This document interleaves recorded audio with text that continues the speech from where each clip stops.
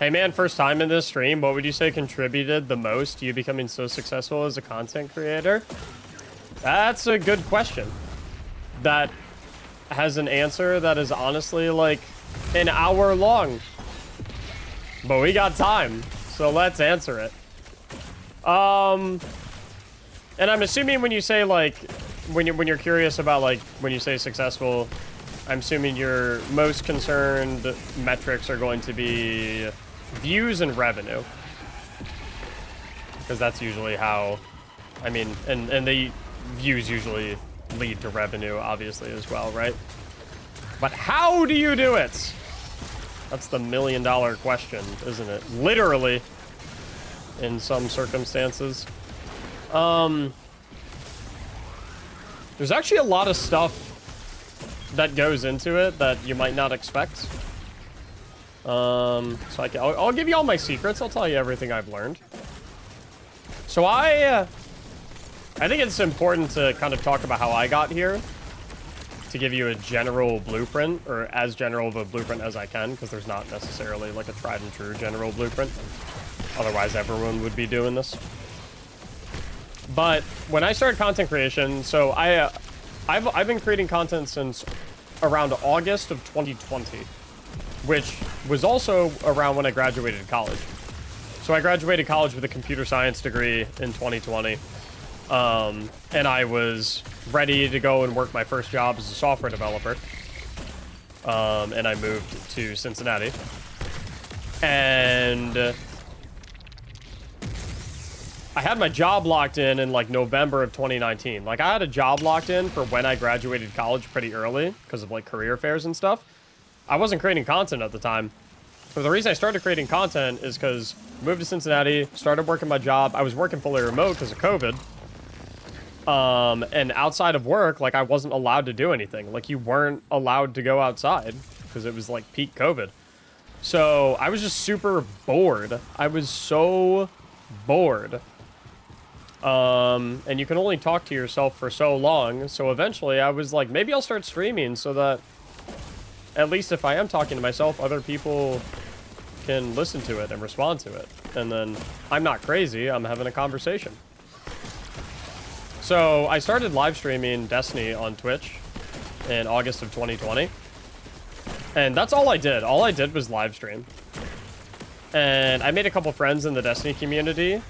One of the closest individuals I got to was PureChill, another Destiny creator, and I owe him a great debt of gratitude because he was on my butt 24/7 telling me I gotta start making YouTube videos, I gotta start doing YouTube, I gotta get on YouTube, I can't just be streaming live on Twitch, I gotta be doing YouTube. And I was like, but I don't care about making YouTube videos, I just want to live stream. Because, and you know, just to be frank, live streaming is way easier than making a YouTube video. Live streaming, you hit the button, you play the video game, and that's it. Making a YouTube video, you got to think about what you want the video to be. You got to write the script. You got to do the voiceover for the script. You got to get a bunch of clips. You got to edit it. You got to make a thumbnail. You probably don't know how to edit things. You probably don't know how to make a thumbnail. So you either have to learn how to edit, or you have to learn how to make a thumbnail, or you have to pay someone else to edit it for you, or pay someone else to make the thumbnail. Way more complicated, way more convoluted. So a lot of people, understandably, just do live streaming. They don't really make stuff on YouTube or make like shorts or anything like that because streaming is the path of least resistance and people will always take the path of least resistance. Now what I didn't realize at the time is that just live streaming is probably the second worst way to grow a platform and become a content creator. The worst way is not doing anything at all. So just live streaming, not much better, right? At least when you're starting out. Because I know you might say like, oh, but what about like all the big streamers? Like they're basic, they just hit live and boom, they immediately get 50,000 viewers, 100,000 viewers. And it's like, well, that's because they've already established a platform. We're talking about how do you grow? How do you like actually make a name for yourself? And the thing of live streaming is, and I can literally show you an example right now. If I pull up Twitch, if you're a brand new content creator and you're live streaming Destiny 2, no one is going to know who you are, anything about you. Beautiful. How do I mute this? There we go. Sorry, Cross. Love you, buddy, but trying to explain something. If I pull up Destiny 2, the way that this is always sorted by default is recommended for you or viewers high to low. And even if it is recommended for you, it's going to be like typically, if you haven't ever watched a Destiny 2 streamer, it'll typically be the highest viewed people at the top, right out the gate, right? So if I pull up Destiny 2, who am I going to click? One of the first 5 people, one of the first 10 people, one of the first 20 people, or am I going to scroll all the way down here to find you, who is doing their very first stream ever in their entire life, who has 2 viewers, and be like, oh yeah, I'm going to click on this one? It's like, no, that's never going to happen. That's why just live streaming on Twitch is a terrible growth strategy. Because how are people supposed to find you? And I didn't realize that when I first started. When I started doing YouTube, oh my god, my whole world got blown open. My viewership on my streams went skyrocketed. Because once I started creating genuinely good content on YouTube that was discoverable and searchable, then I was able to get people to watch my YouTube videos, and then you plug your live stream in your YouTube videos, and the people that see your YouTube videos hear you plug your stream, and they're like, oh, maybe I'll go check out his stream. I would bet that 99.9% of the people that watch my live stream ended up here because they saw one of my YouTube videos, or they saw one of my YouTube shorts, or one of my TikToks. That is how people, like, that's the funnel, right? And so once you start establishing a following, then you can kind of get away a little bit more with putting more time into streaming, because you've already established like a foundation. You're going to be a little bit higher up on that category, on that directory. And then people are more likely to click on you when they hit the Destiny 2 category. But even so, it's not a super viable growth strategy still, because then, even if you are at the top of the category on Twitch, you're still limited to people who are on Twitch. How many more people watch YouTube than watch Twitch? How many more people watch TikTok than watch Twitch, right? So even if you're the #1 person in the Twitch Destiny 2 directory, you're still limiting yourself. Because, well, frankly, a lot of people don't really watch live streams. A lot of people don't really watch live content. So that is why it's so important to make sure that you prioritize making discoverable content. And when I say the word discoverable, I mean in a literal sense, right?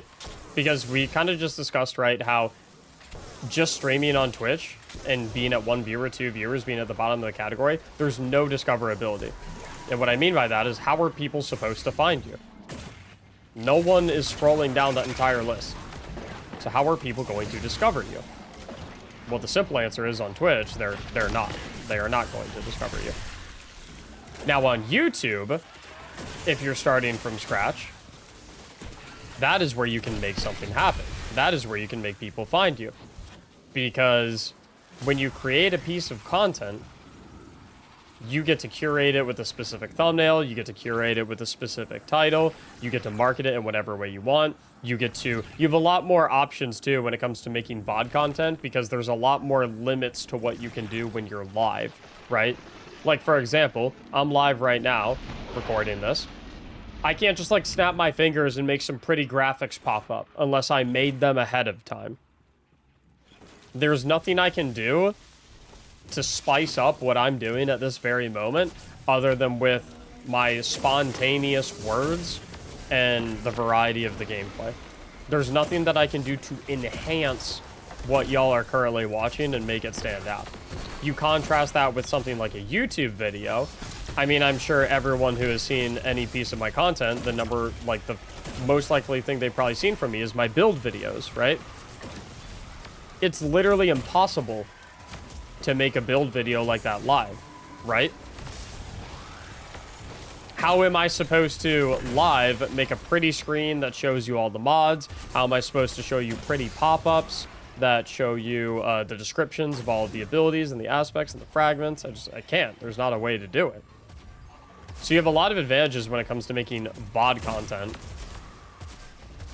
like YouTube, because you get to make it exactly like you want to make it, which means you're allowed to let your full creativity shine. You have a lot more options. Sorry, I'm trying to focus a little bit so I don't die. Do I get this up in time? He might die to the darts. Ah! Low mobility T-crash right there. So the key is, you have a good idea of something you make a good YouTube video about it, and then you get into shorts, right? Shorts are also extremely powerful because of how, come on! This is a tough thing to talk about when you're mid-GM, last person alive, huh? Shorts are extremely powerful because, again, they are an extremely discoverable piece of content.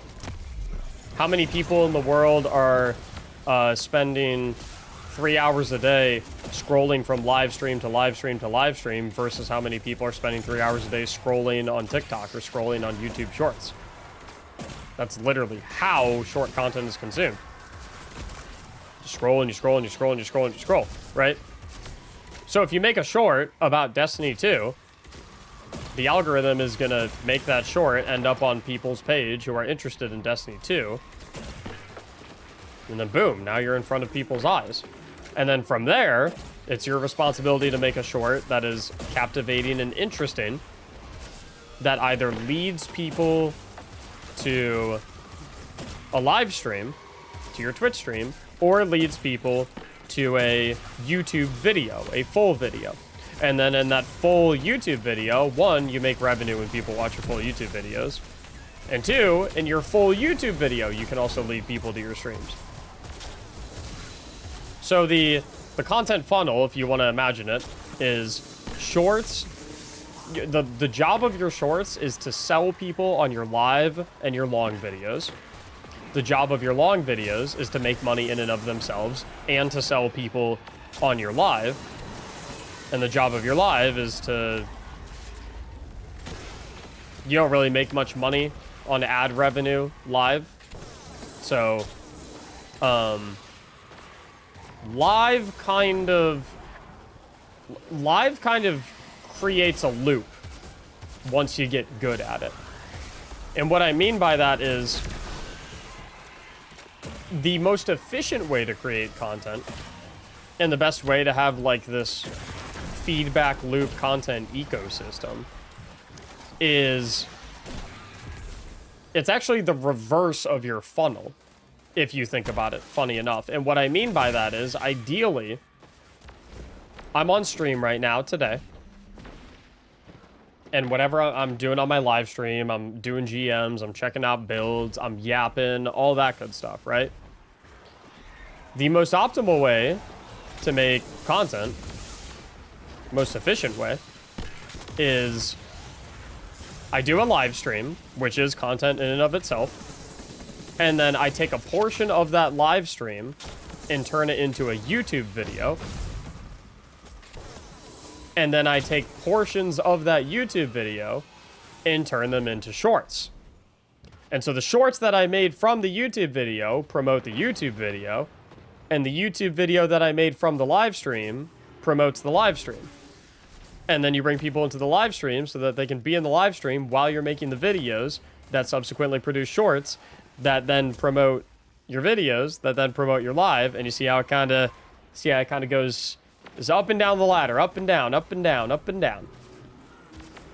Now, when it comes to, none of this matters if you don't know how to make content that's actually good, right?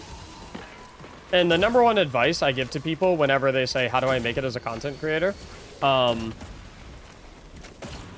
And is, people say like, how do I make videos that get a lot of views? How do I get a lot of viewers, right? How do I get a lot of views on my videos? The answer is really simple. Like, the actual answer is extremely simple. Y'all watching live, you want to guess what it is? I want to see. Don't overthink it. I want to see if the people chilling in here can guess. What do you think the answer is? Consistency? No, I wouldn't say so. But like, think so simple, right? Boom. Make good content. I think when a lot of people ask, how do I get a lot of views? I think they're asking the wrong question. And I think you know that they're asking, like, I think they realize that they're asking the wrong question when you hit them with that follow-up. Because people always tell me, well, how do I get a lot of views on a video? And I'm like, well, that's easy. It's the same, it's the same way that you sell a lot of tickets to a sporting event. It's the same way that a lot of people go and watch a movie at the movie theater. It's the same way that you make a product that a lot of people want to purchase. You make something that's good. You make something that people want. You make something that people want to watch. And then people say, okay, well, how do I make things that people want to watch? And then I'm like, oh, whoo! 4.5 years later, I'm still trying to figure that out on a daily basis. And that's the, like, that's the toughie. That question right there is the reason that probably 1% of the people that try content creation actually make it somewhere with content creation. It is because that is an extremely difficult thing to answer.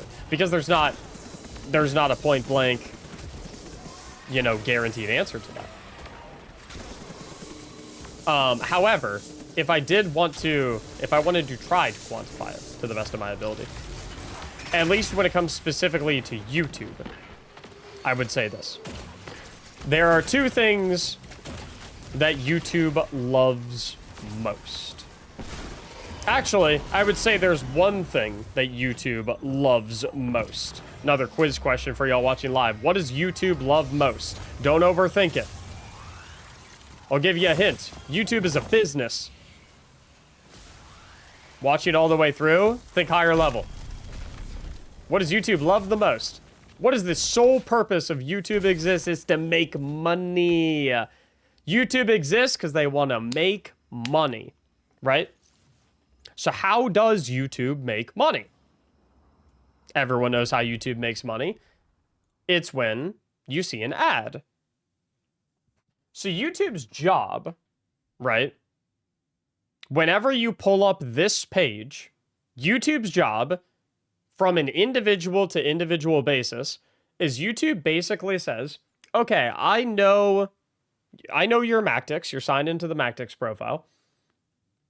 I know what you like. I know what you usually click on. I know what you don't like to click on. I'm going to throw all of this stuff in front of your face. And you're going to click on one of them, right? When YouTube throws all these videos in front of my face, the rate at which one clicks on the videos that is right here in front of you is called CTR. It's called click-through rate. Also, 2 more people that want to run the Grandmaster Nightfall, throw your Bungie IDs in chat. Lurgies, thank you so much for the gifted sub. It's called click-through rate. Never forget, YouTube only cares about making money. That is, or maybe not only cares, but their #1 priority by a magnitude of 1,000 is to make money. The way that they make money is they keep you on the platform as long as, or sorry, the way that they make money is they make the viewer watch as many ads as possible. The way they make the viewer watch as many ads as possible is by making the viewer watch as many videos as possible, because the more videos you watch, the more ads that you're going to hit. And the way YouTube tries to make the viewer watch as many videos as possible is by sticking videos in front of the viewer that YouTube thinks the viewer is going to like. So when I pull up YouTube is basically saying to me, hey, Mac, I really want you to watch one of these videos. Or I really want you to watch any video, because if you're watching videos on my platform, I'm making money from ad revenue from you watching it. So click on one of the, let's say I click on this one from Donkey, right? So I was playing a Vow. And then YouTube on the right side here says, okay, now I think that you're going to watch one of these videos. And the goal of YouTube is to keep chucking stuff in my face that it thinks I'm going to like and that it thinks I'm going to watch, right? That's all YouTube cares about, is trying to show me stuff that it thinks that I'm going to like and that it thinks I'm going to click on, right? So when YouTube shows you a bunch of videos in your face, whichever one you click on is what determines CTR, your click-through rate. Click-through rate is basically the percentage time that if YouTube takes your video and shows it in someone's face, what percentage time do they click on your video versus clicking on a different one or logging off of the platform? Higher that CTR rate is, the more likely your videos get recommended. And the way that you achieve that is just by having a good title and a good thumbnail. So ATP right here, 86,000 views in 13 days. Best Hunter loadout. I use this Broken Hunter build to solo flawless master, I'm assuming Sunder Doctrine. 4 months ago, I made a... Yep, master dungeons, right? So this all goes into CTR. Basically what ATP is trying to do, and what any good YouTuber is trying to do, is they are trying to make a compelling marketing package for their video that encourages people to click on it whenever it's shown in front of their face. Because when YouTube sees that a lot of people are clicking on your video when presented the option with it, YouTube is basically saying to itself, ooh, this video that this person made is making people watch it. They click on it when it shows up in front of their face, which means they watch the video, which means they watch the ads on the video, which means we make money. That's all YouTube cares about. So that's big thing number one. Number two, though, is retention.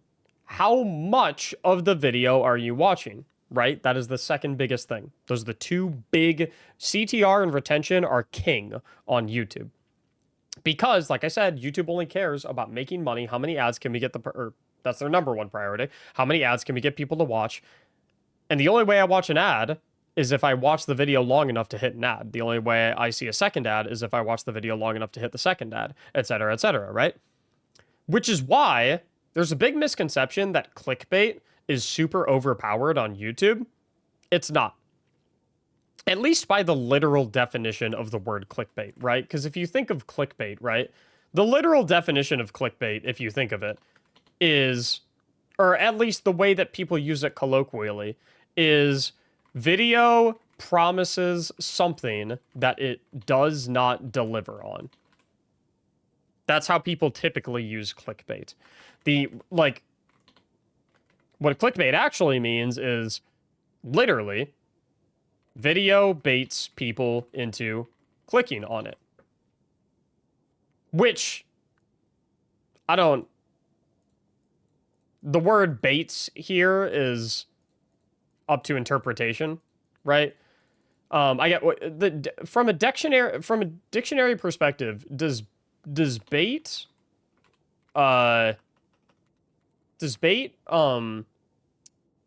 like intrinsically mean that you're like hoodwinking them? Bait definition. Prepare with bait to I want like no, not like the food. Like I guess like what you're looking to do is you're trying to lure people. You can use the word encourage, you can use the word entice, you can use the word bait, you can use the word lure, whatever you want, right? Compel. You're trying to convince people to click on your video. Which, if you're not doing that, then you're doing a bad job creating content. And that's not just content, right? Anything that is trying to convince you to do anything in the entire world is trying to compel, lure, bait, whatever you want to call it, into purchasing their product or buying into their product, right? Apple is trying to clickbait their iPhones, right? Restaurants are trying to clickbait their food, right? And if they're not successfully enticing people into purchasing their products, they're doing a terrible job of designing products and marketing their products, right? Now, the reason that clickbait, the way that people typically refer to the word, doesn't work is because if I make a video that says, this rocket launcher literally kills Atheon in one hit. And then you watch the video, and then the footage is me shooting 8 rockets at Atheon. You're going to be in your mind, wait, that doesn't kill him in one hit. This is nonsense. And you're going to immediately click off the video in 5 seconds, right? And you're not going to see the rest of the 28 minutes and 57 seconds. That is automatically going to tank YouTube's likelihood of recommending the video to people, because YouTube immediately sees, oh, wait a minute, people are clicking on the video and that's great and all, but they're not actually watching it and therefore not actually watching the ads. Therefore, we are not making money. Therefore, we don't want to recommend this video to people because it's not actually making us money. Even though it's getting a lot of clicks, we're not getting a lot of ad hits on the video because people aren't actually watching. So, two biggest things on YouTube when it comes to getting your videos recommended to people. The videos need to encourage people to click on them. And once the people have clicked on the videos need to convince people to continue watching them. And the number one way you can convince people to continue watching your videos is by just making good videos, by making things that people want to watch. And again, that's a insanely difficult thing to do, right? Like I said, that's the $1 million question. That's the question that there is no concrete answer to. And if there was, every single person in the entire world would be an ultra successful content creator. But there are ways that you can kind of get to that answer, right? The number one thing that I probably did that enabled me to learn how to make good content is whenever I would watch YouTube videos, I would try to be very observant. I tried to be very, very observant. Anytime I tried to be very observant of what successful content creators were doing. So anytime I clicked on another content creator's video, I would ask to myself, wait, why did I click on that video? What was it about the thumbnail? Because if you pay attention, you're going to notice that subconsciously, when you log on to YouTube, you're going to click on certain videos. Certain videos are going to pull your attention. You're going to see certain thumbnails and you're like, wow, that one pops out to me immediately. If you want to get good at creating content, be observant in those moments. Pause yourself and be like, wait a minute. Why is this video speaking to me? Why is this thumbnail popping out and grabbing my attention compared to all of the other ones? If you see a video and you're like, ooh, I'm clicking on that right away, pause yourself, stop yourself for a second, be like, wait a minute, why am I clicking on this video? What is it about it that's making me want to click on it? What is it about the title that's yanking me? What is it about the thumbnail that's so enticing to me? The same goes for when you're watching other people's videos. If you're watching a video and you've been watching someone's video for 10 minutes, but it feels like only 2 minutes have passed, stop yourself and be like, whoa, wait a minute. I feel like I've been watching this for 2 minutes, but it's been 10 minutes. What is it about this video that's so captivating? What is it about this video that's keeping my attention so well? The inverse is also true. If you're watching a video and you notice that you start to find yourself get bored, ask yourself, okay, what is it about this video that's losing me? Why was I really interested in this video before, but I'm not, I'm kind of subconsciously wanting to click on something else at the moment. The thing that I'm subconsciously wanting to click on instead, what is it about that video's title and thumbnail that's really luring me? Being extremely observant about the content that you are consuming, what's working on you and what's not working on you, and furthermore trying to be observant about what is working on other people, paying attention to other content creators' content that they're making. Which of their content is getting really good views? Which of their content is not getting really good views? Paying attention to that kind of stuff is so powerful for being able to understand what people want to watch, what people are looking for, what works, what doesn't work. And once you can start to answer the question of what works, and you can replicate that within your own videos, with your own voice, with your own editing style, with your own information, with your own niche, that's when you make it. And once again, like I said, once you're creating genuinely good YouTube content and genuinely good shorts, You've got a cyclical ecosystem. The shorts feed the YouTube and the lives. The YouTube feeds the lives. And then on the lives, that's where you make the content that you put on YouTube, of which you'll make the shorts that you post. Any questions up until this point, or anything else that I haven't hit on? I could probably talk about this for literally 10 hours, but I'm trying to keep this relatively succinct because I don't want to get too far into the weeds on everything. Blackmouts, crazy. Thank you so much both for the brand new tier 1 subs. Slasher, thank you so much for the gifted sub. Be Nimble, thank you so much for the 2 gifted subs. Yes, if you do subscribe or gift a sub, you get an emblem. If you type ! Get emblem in the chat, it'll tell you exactly how to redeem it. There's a turret right there. Are time splits good or bad for videos where people can skip through the video? That's an interesting question. When you say time splits, you mean like, ooh, Sponge, thanks for the 10 gifted subs, dude. What's up, Hoot? How you doing, bro? Sponge, thank you so much for the 10 gifted subs. I appreciate you, bro. I get the question you're asking, Nograd. You're basically saying, like, when you click on a video... In fact, I can just give an example. Will be easier, in fact. So if I go... Like, what's a video where I recently did time splits? Like, my solo Flawless Thunder Doctrine guides, right? Sword. You're referring to, like, right here. Where it says, first encounter, build and strategy. First transition. Second encounter, build and strategy. Second transition.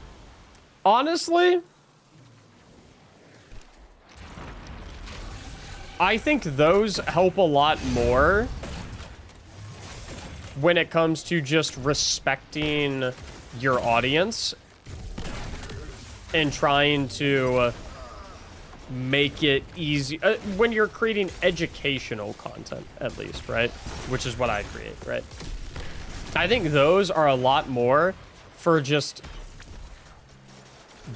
looking at the viewer, looking at your audience and saying, hey, I know what you're here for.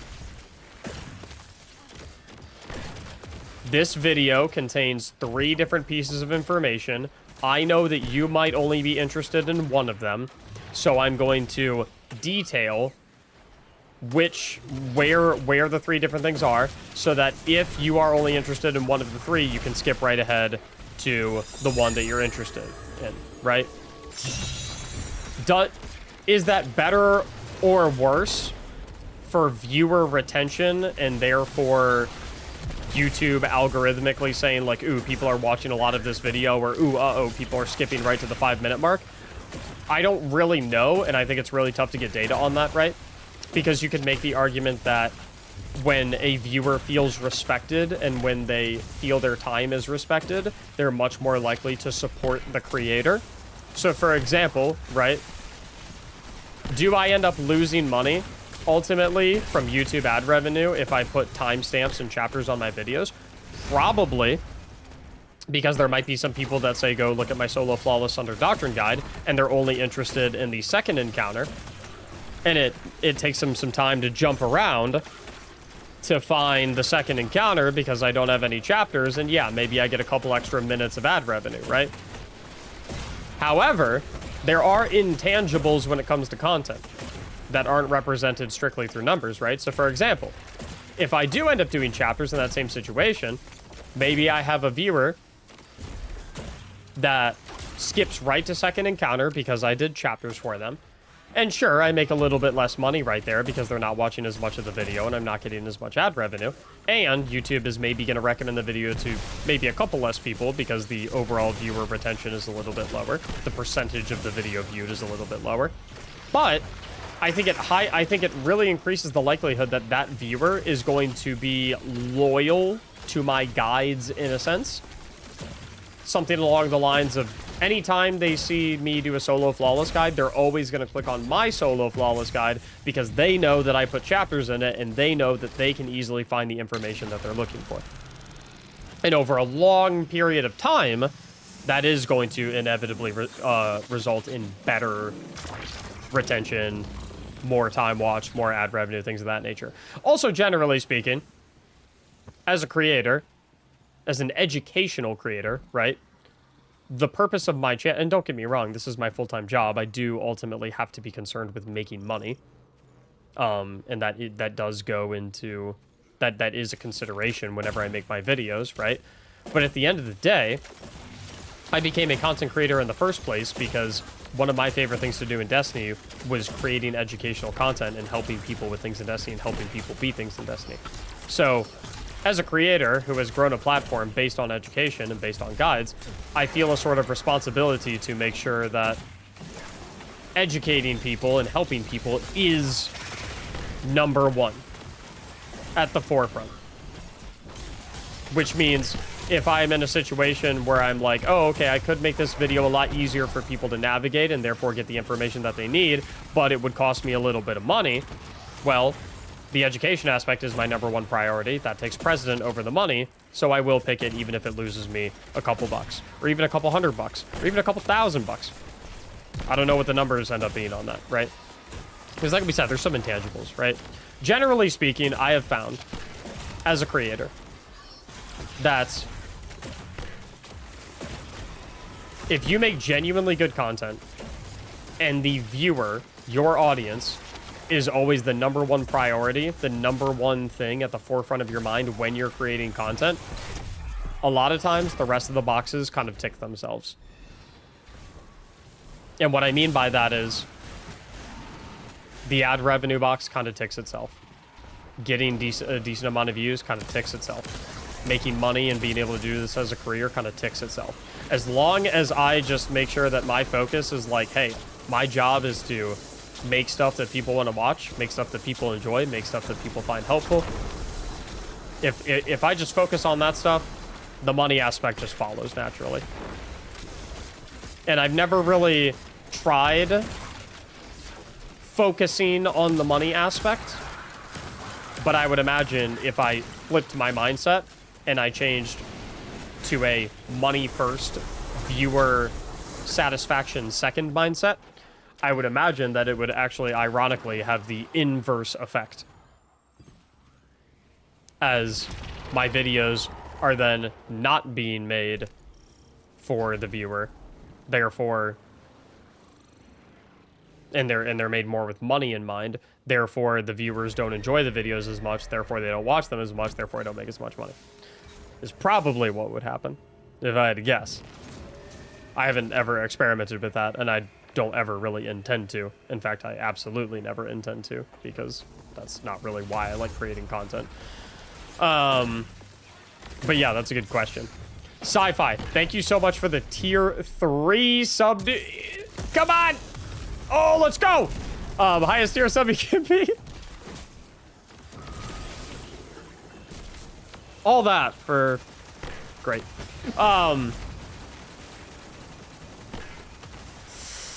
Oh, boy. Sci-Fi, thanks for the 10 months, dude. Appreciate it so much.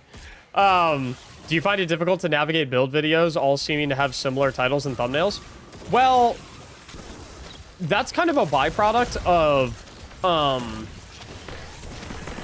Another big thing, and this is why being a content creator is so difficult. Or, let me rephrase. This is why being a successful content creator is so difficult.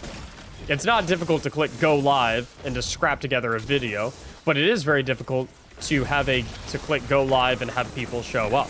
And it is very difficult to slap together a video that people actually end up watching, right? The difficult part is you always have to be adapting. You always have to be moving with like trends, right? You always have to be adapting, right? And I don't, and it's gonna make me sound so full of myself. I promise I do not have the ego that this is gonna make it sound like I do. But would it be a fair thing to say that my build videos, at least starting in Lightfall,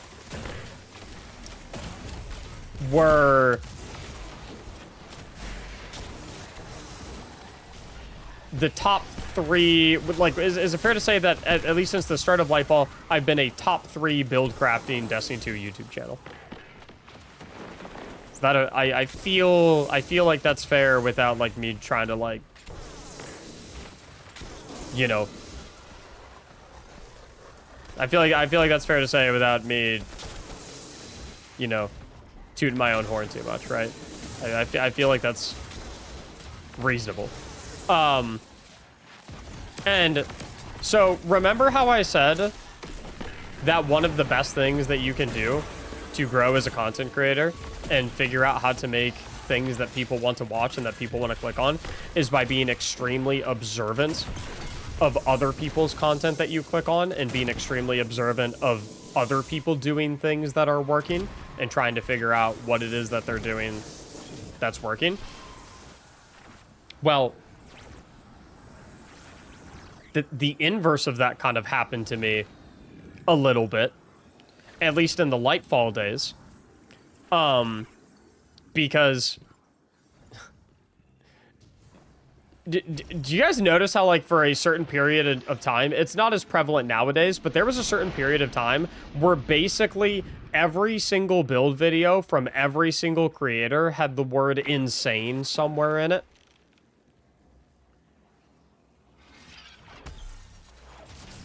Like, I don't know if anyone ever paid attention to that or if anyone ever noticed it, but I guarantee if you go back to those days, everyone had the word insane somewhere in their build video.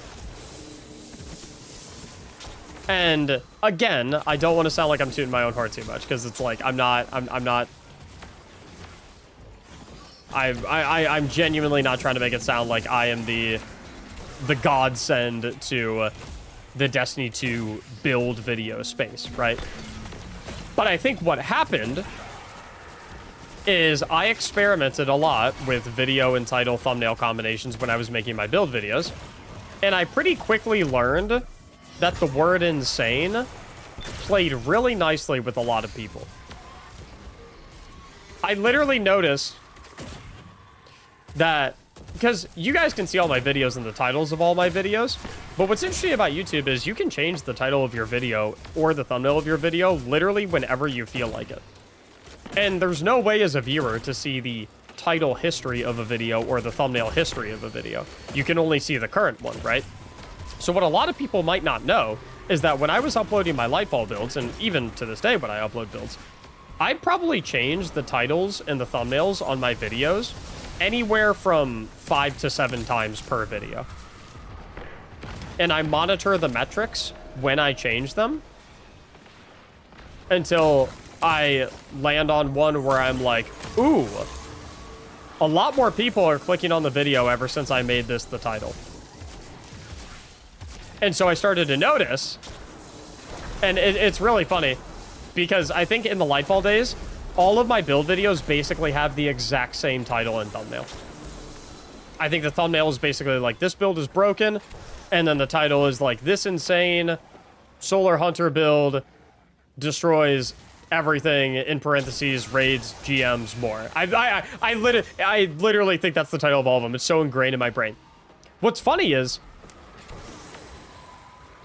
that is not the original title or the original thumbnail for like 90% of those videos. Because when I uploaded those videos, I tried something else to try and experiment with different words, different thumbnail options, different this, different that, to see if people viewed them more, to see if people responded to them better, right? And like clockwork, this build is broken thumbnail and this insane build title, top charts, best performing every single time. And so what happened is, I think other people started to notice, hey, wait a minute. All of Mactics' build videos are getting hundreds of thousands of views, and literally all of them have the word insane in them. I'm gonna start putting the word insane in my YouTube build video titles. And it works. They did the exact thing that I'm telling you guys to do, where they paid attention to what was going on, they noticed a trend, They noticed, oh, wait a minute. This guy's doing X, Y, Z, and it's working every time. I'm going to try to apply that to what I'm doing. And it worked.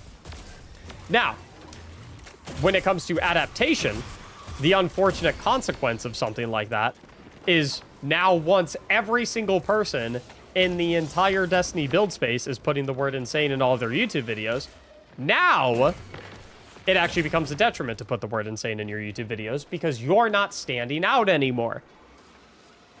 The thing, or one of the things that made your videos so clickable is now on every single person's video. So now you gotta find something new. And so what's funny is, as the years go by and I continue to make build videos, I'm always iterating and always experimenting with new thumbnail styles and new title schemes and new marketing packages to assign to my videos. Because, and what typically happens is, I find one that works, and then other people, not everyone, again, I don't want to act like every single build creator is just staring at my YouTube videos, looking at what titles and thumbnails I do, and then copying it for their videos, because that's not what's occurring. But without a doubt, creators look at what other creators are doing, and they take inspiration from what they're doing, and they try to apply it to their own stuff, right? They try to add their own spin on it, right? I do the exact same thing. I do the exact same thing. A lot of my thumbnails for my Warframe videos, for example, like my very first Warframe video ever, where it's, I'd pull it up right now, but yeah, I can pull it up right now. It's okay. I'll probably be fine. Elate Scarab, thanks so much for the Prime and the gifted sub, by the way. I appreciate it very, very much. Thanks for your support. Enjoy your brand new emblem as well. If I go to my very first Warframe thumbnail, I'll have to scroll down a little bit. I can't remember exactly what video I saw it on, but this one, right? Cool looking Destiny Guardian with the Destiny logo, and then 50-50 split with a Warframe character with the Warframe logo with the arrow going from Destiny to Warframe. I saw that exact same thumbnail structure from another creator on another video in a complete... I want to say it was like a Fortnite video or something like that. I don't even remember what it was. But I was scrolling around. I don't even think I watched... No, I did watch the video. Maybe. I don't know. I don't know if I watched the video or not. But I literally remember scrolling. I never watch Fortnite videos. Frankly, I don't even know why it appeared on my recommended tab. But I went on YouTube. I was scrolling around on the recommended tab. And I saw a thumbnail like that. And I was literally about to click it. I didn't even like make the, I didn't even mentally say like, oh, I'm going to click on this. It was subconscious. My cursor started gravitating towards it. And then I did what I told you guys. I literally saw myself. I was like, wait a minute. Whoa, whoa, whoa, whoa, whoa, whoa. Before I click on this. I literally was about to click on this before, like, without my brain even doing anything. Why? Why was I about to click on this? And it was something about the thumbnail and the thumbnail structure and the thumbnail setup that really got me. And I was like, something about this is, like, really grabbing my attention. So I tried it with that first Warframe video. And it has like 700,000 views. I think it's like the third most viewed video on my entire YouTube channel. Was my first ever Warframe video ever. For a channel that had been creating exclusively Destiny 2 content for 4 years. And that's just kind of what happens. And so when it comes to adapting, when you're a decent-sized creator, you're going to start to notice that you are always going to be having to iterate on your marketing packages, your titles, and your thumbnails, because other channels are going to notice what you're doing. They're going to start picking up on it. They're going to give it a couple spin, and then the recommended page gets diluted with thumbnails and titles that all feel very similar. And then so if you want yours to stand out so that people click on them, you need to start iterating, right? And so that's one of the difficult parts about like staying relevant and staying on top. Yeah, I hope that kind of answered the question. Yeah. Seems very copycat league in the D2 creator space. I don't really love the word copycatting because it's not copying. I think taking inspiration is a much better way to phrase it. I like taking inspiration, I think, is a better way to phrase it, right? Because like you look at any competitive product space in the entire world where you have multiple companies creating a similar product, they're all doing similar things, right? So it's not like I wouldn't say it's like bad faith or unfair or stealing or anything like that. I wouldn't say it's like copycatting. I would more so say it's like at the end of the day, if you're smart, you're gonna be able to recognize what's working. If you're smart and if you're observant, you're paying attention, you're gonna be able to like look at what people are doing and recognize what's working and be like, oh, that's playing really well with people. I'm gonna put my own spin on that, right? Yeah. What would you say to someone who's trying to find their niche in content creation? I guess, I mean, I think most people have a decent idea of what they're good at, I guess. So maybe I would say at first experiment with what you think that you're good at. I think most people, like, I think the reason a lot of people don't make it as content creators is because, Zealous Snake, thanks for the raid, by the way. Sorry. I'm in Yaptics mode. Do you guys know like how so many people go to the gym for like 2 weeks and then they stop? You know how that's so like so common? What's the main reason for that? Why do so many people go to the gym, and also myself included, by the way. I'm not picking on anyone. That's me. I know what the reason is.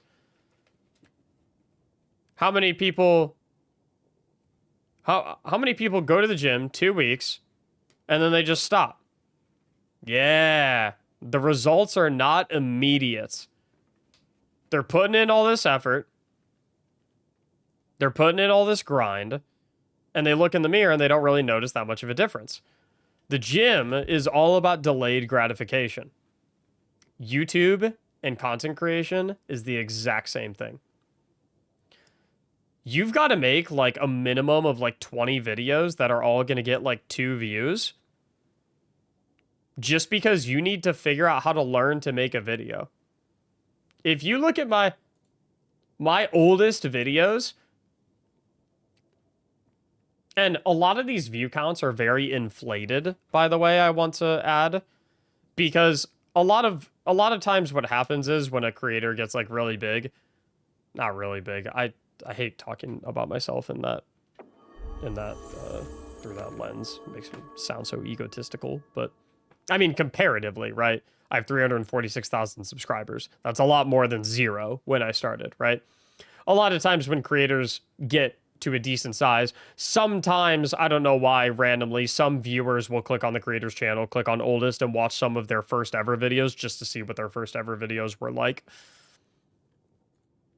Like, if we look here, let's see. My first ever video, how to reach 1200 power fast. See? See what I mean? A majority of the viewership, more than half of the views on this video are 3 full years after I made it. But like right here, my very first video, it got 100, 200 views.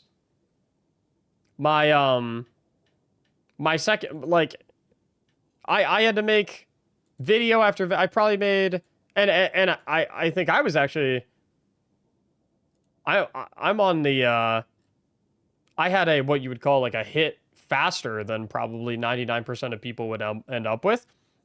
It took my 12th video to get something where I was like, oh my God, yeah, let's go. This video has 4,000 views. When I released this video, I was like, oh my God, no way. I figured it out, dude. Let's go. Yes. Yes, yes, yes. Let's do it.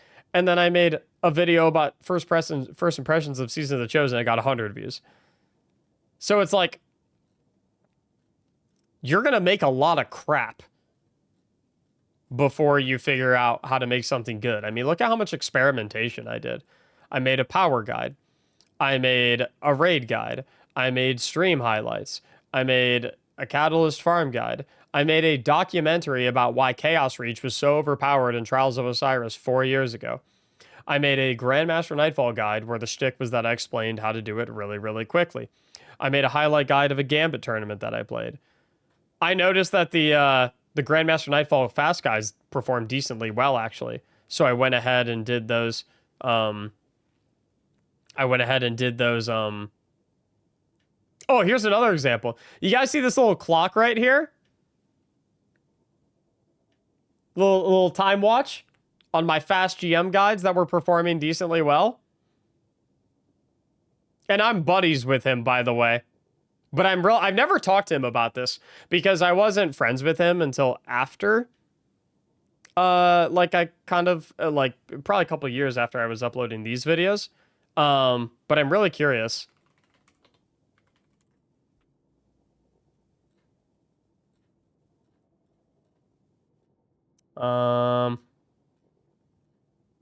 Maybe not. Maybe that trend is over. But I remember I was doing all my my GM guides, my fast GM guides with a little time clock, and then I noticed Fallout Plays made a video with that same little time clock, like a fast guide video, and I was like, oh, wait a minute. I don't know if he did that because he saw one of my videos, and he was like, oh, wait a minute, that's kind of a good idea to put in there. But that's what I mean when I say, like, just kind of paying attention. Fallout's an incredible creator. I wouldn't be surprised one bit if he's probably insanely observant. He's a super smart guy. But like I tried random exotic weapons versus dungeon bosses. I tried this because I saw a creator named Ninji doing these. I did daily Legend Lost Sector walkthroughs. I tried everything. You're going to make like a 20 to 100 YouTube videos that absolutely suck before you make one that's genuinely good. And it's really difficult to do because it's really hard to keep putting in all that effort when you're not seeing any return on it. It's really, really, really hard. Fallout, Xur. His Xur videos, you said? Ah, look at the little timepiece. Oh, it's in all of them. I'm really curious if he started doing that because he saw because I felt like I didn't see them in anyone else's videos, and then I made like 3 of the GM guides, and then I noticed Fallout made a video with the little stopwatch. And I was like, wait a minute. Hold up. Maybe not. Maybe not. Maybe I had nothing to do with it. I don't know. But Deathsuit, thank you so much for the brand new tier 1. Also, Sci-Fi, thank you so much for the tier 3 for 10 months. I don't know if I said thanks for that. I think that happened in the middle of when I was falling off the ledge, and then I T-crashed to get back up, and then I got one-shot sniped by a Hobgoblin. Anyone else for a GM, by the way? Put your Bungie IDs in chat. Any other questions about growing as a content creator? I think I hit most of the stuff. Like, ultimately,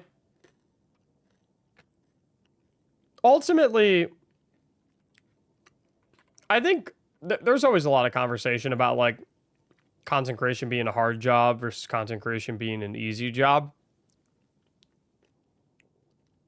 The way I like to phrase it is the actual act of creating content is not hard. It is very easy. I'm sitting in front of my computer playing video games. That's not hard, right?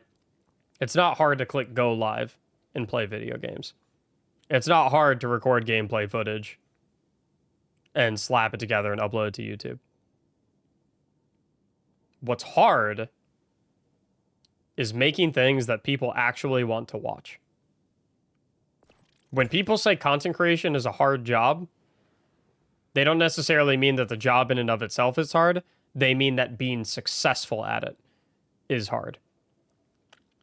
And it is. It's really hard. And the data proves that. The metrics prove that. The period of making videos for a year with no one watching them and not getting any return on your investment, not getting any value out of them, not getting that gratification. Mentally, that's hard. It's hard to keep going. It's hard to go and make your 90th video when you're past 89 have all gotten 100 views, 150 views, 50 views. It's hard. It's also really hard to figure out how to make that 90th video something that's good enough that a lot of people will watch it and it'll get 1,000 views instead of 100. But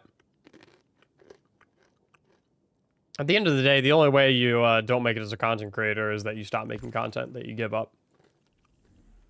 Now, that being said, I do think it's always smart to have a backup plan when you're pursuing content creation.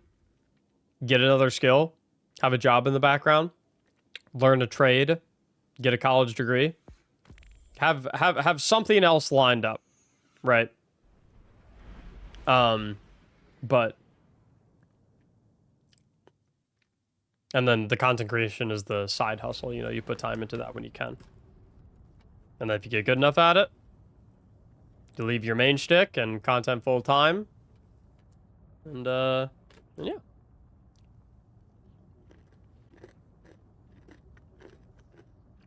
But at the end of the day, I'm just